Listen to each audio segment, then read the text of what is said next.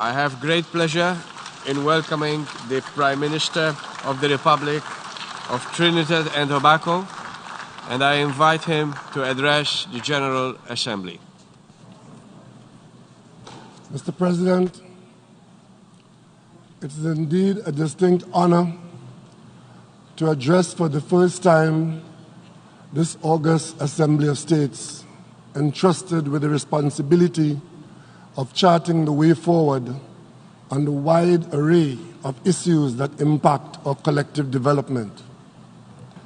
On behalf of the government and people of the Republic of Trinidad and Tobago, I extend sincere congratulations to you on your election as President of the 74th session of the United Nations General Assembly. We look forward to the excellence you will demonstrate and thank you for the steady hand of leadership you bring to this high office. Allow me, Mr. President, to extend also our gratitude to your predecessor, Her Excellency Maria Fernanda Espinosa Garces of Ecuador, who served with great distinction as the first female from the Latin American and Caribbean region to be elected President of the General Assembly. Mr. President, as we approach the 75th anniversary of the establishment of the United Nations, a challenging road lies ahead unless we collectively do what is necessary to alter the current trajectory of global events. We continue to note with alarm the number of persons living in poverty, the innumerable threats posed by the effects of unmitigated climate change, and the continued exclusion of the most vulnerable in our societies with respect to the access to education, social protection, and health care. Mr. President, migration, violent extremism, the scourge of terrorism, the threat of violent conflict, and the spread of communicable diseases such as the recent resurgence of Ebola and measles are pressing challenges that transcend the borders of individual countries. We have witnessed extreme flooding, droughts, coral bleaching, rising sea levels, heat waves, and devastating hurricanes with increasing strength and frequency in many parts of the world. And in this regard, it was with profound sadness that we witnessed just a few weeks ago the horrific destruction of our CARICOM neighbor by Hurricane Dorian, which sat on the small islands of the Bahamas for almost 30 hours. I join with other speakers in offering our deepest condolences to the government and people of the Commonwealth of the Bahamas on the loss of life and extensive destruction of properties and livelihoods as a result of this unprecedented weather event. Trinidad and Tobago stands in solidarity and strong support of our brothers and sisters in the Bahamas. As a family of nations, Mr. President, the challenges we face require us to place emphasis on the multilateral approaches rather than unilateral ones. We should be strengthening our partnerships through mutual respect and cooperation. This approach would allow us to regain some ground in reversing the current patterns of growing inequality and insecurity and transform current circumstances to the benefit of all humanity. It is against this backdrop that I welcome the opportunity to share the perspectives of Trinidad and Tobago on the appropriately selected theme for this general debate, namely, galvanizing multilateral efforts for poverty eradication, quality education, climate action, and inclusion. Mr. President, in Trinidad and Tobago, since 1956, our citizens have been central to our development, and in fact, our people remain our greatest assets. We must create a society in which all basic needs are met, and each individual is valued and given the opportunity to participate and to contribute. This means that we must ensure food security and eradicate poverty, inequality, discrimination, diseases, and address the lack of access to health care, as well as substandard, inhumane living conditions. We must build a society that shares the principles and cultural norms of trust, goodwill, honesty, respect, tolerance, integrity, civic pride, social justice, and community spirit.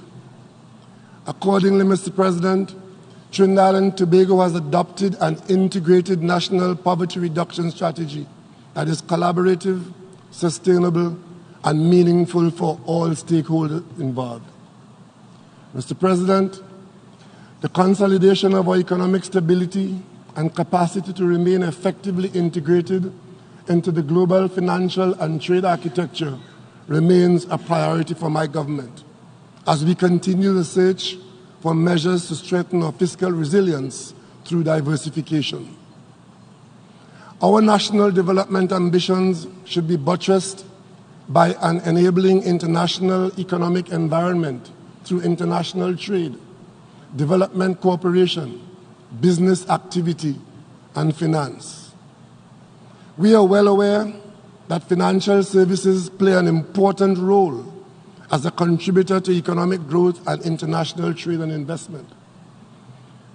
It's in this context that we express grave concern regarding the unilateral insertion of some CARICOM member states, including Trinidad and Tobago, on the list of non-cooperative tax jurisdictions by a number of our international partners. The label of non-cooperative tax jurisdiction has the potential to inflict irreparable damage to the reputations and economies of small island developing states like ours. Trinidad and Tobago therefore calls upon our international partners to adopt a more collaborative, just and fair approach in addressing this issue.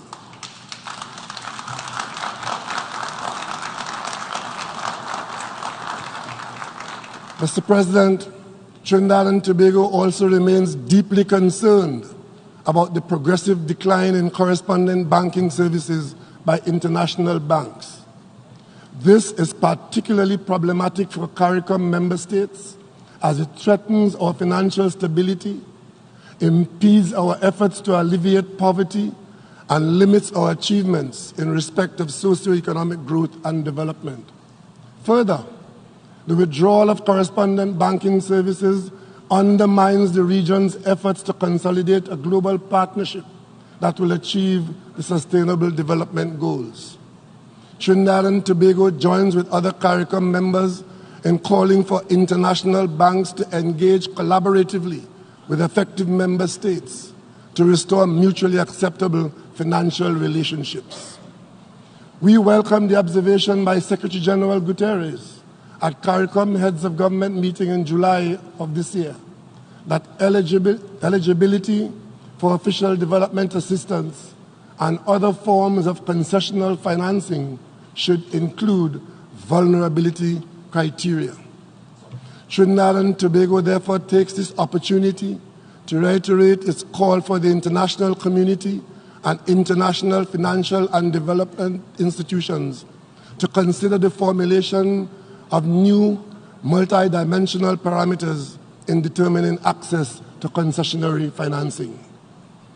We continue to endorse the view that the United Nations development system should be driven by a multidimensional approach to development assistance, which is more appropriately suited to each country's specific needs and national priorities.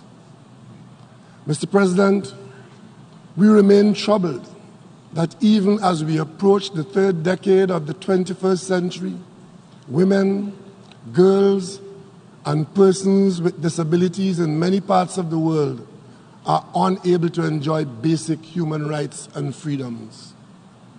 In our effort to combat this challenge, Trinidad and Tobago reaffirms its commitment to the delivery of improved health care, the continued enhancement of the educational system, and increase accessibility and support to persons with disabilities. Women and girls must also be equal partners in our collaborative efforts to build peaceful and sustainable societies and to promote and protect human rights. The promotion of gender equity and equality is essential in this regard. It is equally important to consolidate an integrated social protection system that improves living conditions and creates opportunities for women and girls to achieve their fullest potential.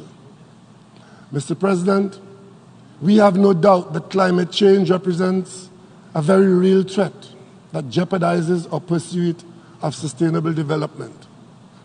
In the circumstances, my government is moving towards the employment of a multi-pronged approach towards adaptation and mitigation of the negative impacts of climate change. Trinidad and Tobago recognizes that climate change adversely affects all countries, regardless of how much they each contribute to global emissions. In this respect, I wish to reiterate my government's unwavering commitment to addressing these adverse impacts associated with climate change through a combination of collaborative approaches, improved partnerships, and networking with stakeholders in order to meet our international obligations in alignment with our national laws, policies, and priorities. Mr. President, for us in Trinidad and Tobago, the marine environment and its resources remain critically important to the livelihood of our people, our cultural and social identity, as well as our sustainable development ambitions. Trinidad and Tobago therefore remains hopeful that the adoption of an international, legally binding instrument under the UN Convention on the Law of the Sea, on the conservation and sustainable use of marine biological diversity of areas beyond national jurisdiction would be a reality in the not-too-distant future. We maintain that this agreement would establish a platform for both the achievement of sustainable development and the protection of the common heritage of mankind for this and future generations. Mr. President, the foreign policy of Trinidad and Tobago is guided by the tenets of respect for the sovereignty and sovereign equality of all states, non-interference and non-intervention in the internal affairs of other states, and respect and adherence to international law and the principles of the Charter of the United Nations.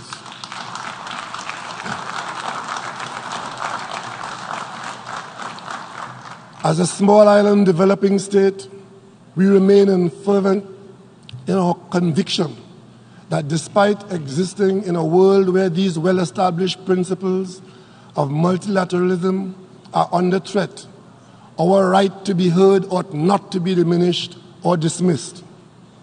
Mr. President, for us in the Caribbean region, our sustainable growth and development hinge on the maintenance of peace and security. It is in this context that I turn to the situation facing our closest neighbor, Venezuela, which is located only 7 miles off the coast of Trinidad. Earlier this year, Venezuela became the epicenter of a global standoff that saw the threat of the use of force by external forces against that country. As this worrisome development continued to escalate, Trinidad and Tobago joined with fellow CARICOM member states to push for an urgent de-escalation of tensions and to build a platform for dialogue and negotiations for a peaceful resolution to the situation. Arising out of CARICOM's non-interventionist stance and diplomacy of peace, the Prime Ministers of Barbados, St. Kitts and Nevis, and Trinidad and Tobago, as mandated by CARICOM, met with Secretary General Guterres, the permanent representatives of several influential member states, as well as other stakeholders, to underscore our concerns about the volatility of the Venezuelan situation, the safety of the citizens of Venezuela, and the stability of our region. Mr. President, we remain resolute in our conviction that for our region to remain a zone of peace, dialogue is critical and indispensable. As such, Trinidad and Tobago remains in full support of the Multilateral mechanism and any other suitable initiatives that seek to bring about a peaceful resolution through meaningful and constructive dialogue.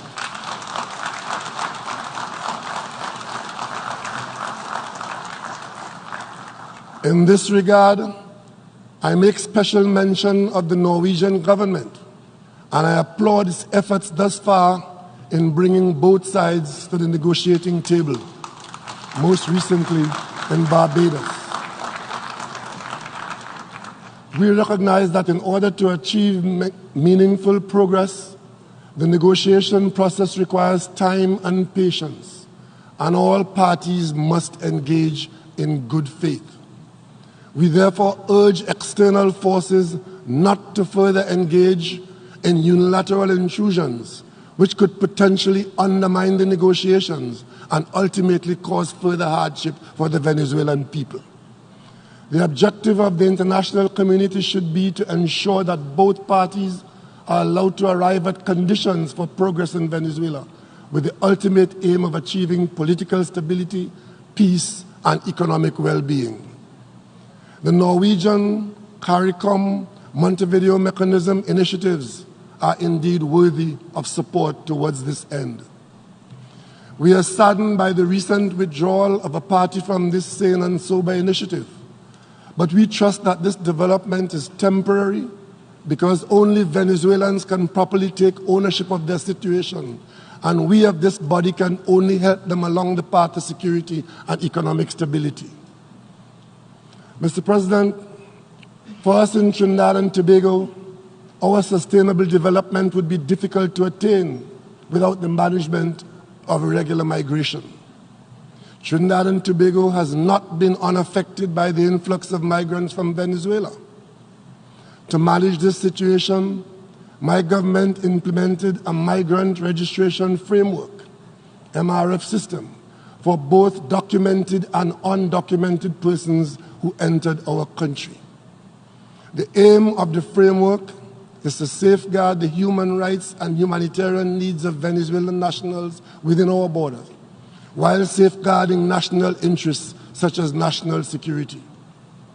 Those who were registered were granted approval to work for 1 year in the first instance.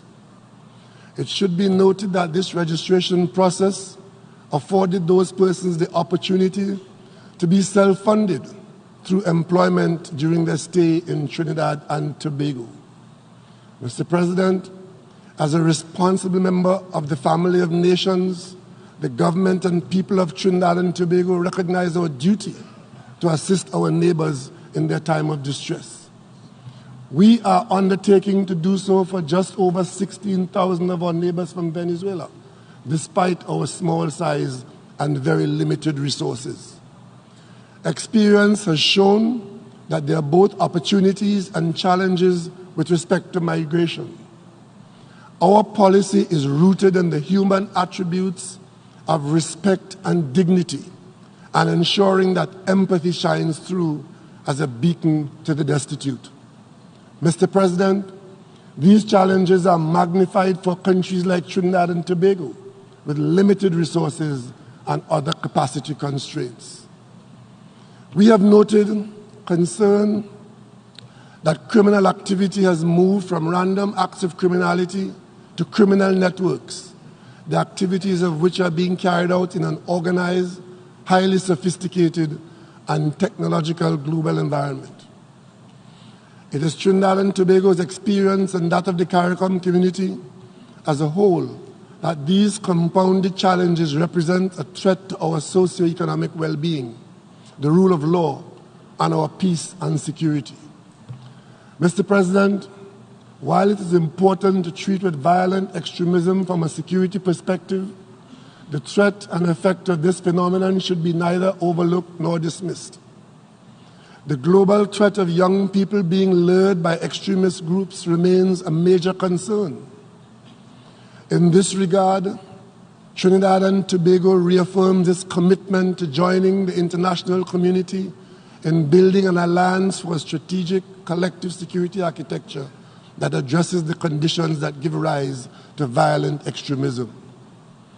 This framework, Mr. President, ideally ought to be buttressed by a robust international legal system that allows all people to live freely and in dignity with equal protection before the law and without fear of persecution or xenophobia.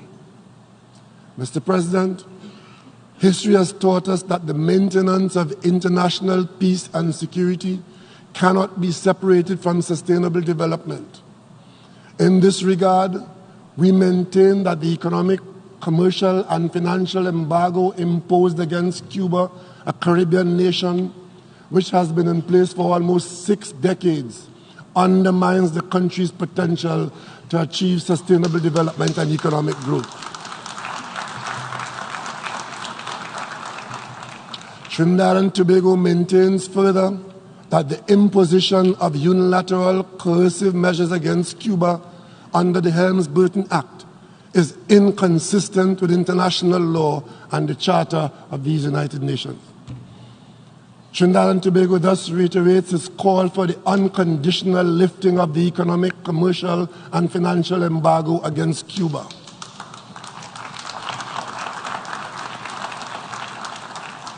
Mr. President, Trinidad and Tobago supports the mandate of the International Criminal Court, the ICC, which is to help put an end to impunity for perpetrators of the most heinous crimes of concern to the international community, as well as to contribute to prevention of such crimes. As a country that advocated for the establishment of the International Criminal Court through the pioneering work of the late Arthur N.R. Robinson, former Prime Minister and President of Trinidad and Tobago, we remain resolute in our commitment to support the mandate of the ICC. Despite its detractors and other challenges, the ICC continues to be a ray of hope to all victims of crimes within its jurisdiction who are seeking justice. For this reason, we continue to encourage those countries that have not yet submitted to the jurisdiction of the court to do so sooner rather than later, so that it can aptly fulfill its mandate with a completeness as a universal court. Mr. President, Trinidad and Tobago maintains that the use or threat of use of nuclear weapons constitutes a crime against humanity and a violation of international law, including international humanitarian law and the Charter of the United Nations. Lamentably, we have witnessed within recent times the elimination of restraints on nuclear weapons at both the bilateral and multilateral levels. Trinidad and Tobago, as part of the Caribbean community, in 2017, participated in the United Nations conference to negotiate a legally binding instrument to prohibit nuclear weapons, leading towards their total elimination, and welcomed the adoption of the historic treaty to prohibit nuclear weapons. In this regard, I am proud to announce that yesterday, September 26, Trinidad and Tobago signed and deposited its instrument of ratification for the UN Treaty on the Prohibition of Nuclear Weapons.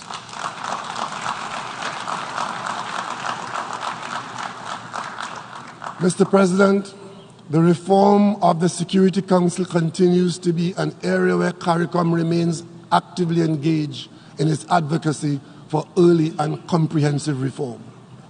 We look forward to the intergovernmental negotiations, an IGN, on Security Council reform in this 74th session, building on the work done during the 73rd session. We therefore reiterate or call for all members to work collaboratively and in the spirit of compromise to reform the Security Council in a manner that would effectively address its functioning and credibility of the Security Council, making it more relevant to the United Nations and better equipped to fulfill its mandate in today's context.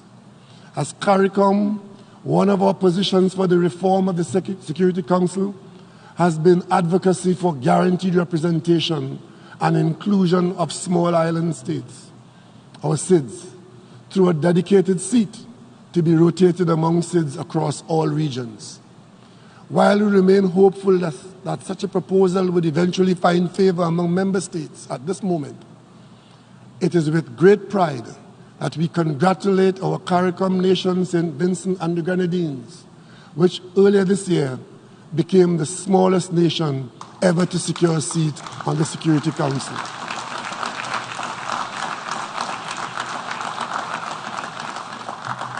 Mr. President, this historic achievement has convincingly demonstrated that our small islands remain indomitable as we continue to make noteworthy contributions in all spheres.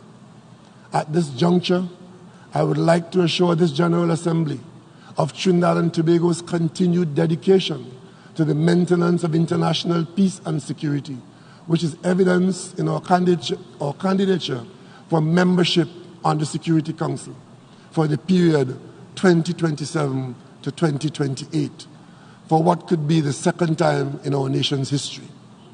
Mr. President, as the United Nations stands on the threshold of celebrating its 75th anniversary, Trinidad and Tobago is pleased to recommit itself to the principles and purposes enshrined in the UN Charter.